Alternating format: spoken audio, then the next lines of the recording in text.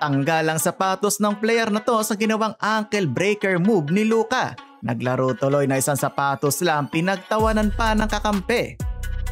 Los Angeles Lakers versus Memphis Grizzlies. Good news para sa Laker fans, balik laro na ngayong game si Dadon Luka Doncic. Ilang araw din na sideline due to injury.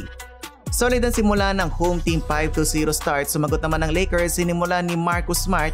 Iwan naman ang bantay sa ginawang crossover ni Reeves at maya-maya lang, eto na si Luka Magic na kukuha ng rhythm. Classic move ni Luka, step back 3, timeout tuloy ang Memphis. 6-minute mark na hanap na ni Luka sa corner si Jake LaRavia, wide open.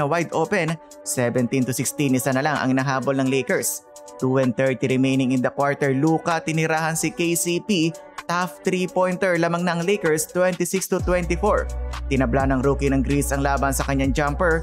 Bawi agad sa kabila si Reeves and 1 basket. Huling 5 puntos ng Lakers galing sa kanya, and ng quarter, 4 ang lamang ng Lakers, 31-27. Second quarter na ilista ng Lakers ang kanilang largest lead so far. Ginagawang playground ni Luka yung court.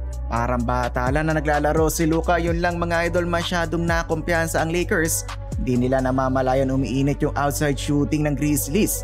25-4 run yung ginawa nila, nabaliktad bigla ang laban, lamang na ng double digit ang Memphis. Grabe naman ang ginawa ni Luka sa kanyang defender, ankle breaker na, shoe breaker pa, natanggalan ng sapatos ang bantay sa move ni Luka. Sayang lang talaga at hindi pumasok yung tres. Naglalaro tuloy na isang sapatos lang yung player, pinagtawanan pa ng kampe. Halftime tambak ng 14 ng Lakers, 69-55. Pagbalik ni Luka, natahimik ang opensa ni AR, meron lang 7 puntos on 2 of 9 shooting.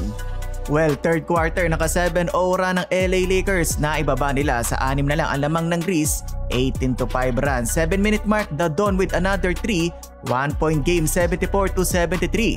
Game face na si Dadon, Luka tinabla ang laban all 76.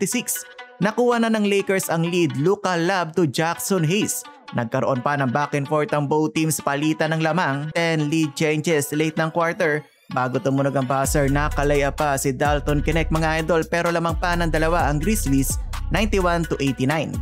Fourth period, eto na si Austin Reeves, pakitang gilas habang pahinga si Luka. Lamang na ng 5 ang LA. Grabe pa manggambala sa depensa ni Marcus Smart, LaRavia making important baskets and 98-93. 8-minute mark, nagbabalik na si Luka, binisik pa naman ang depensa, easy layup, 37 points na si Dadon. Halfway mark, back-to-back threes from Rui at Luka, 21-6 run para sa Lakers, natahimik ang crowd, another basket from Luka, 42 points na so far, panalo ang LA Lakers.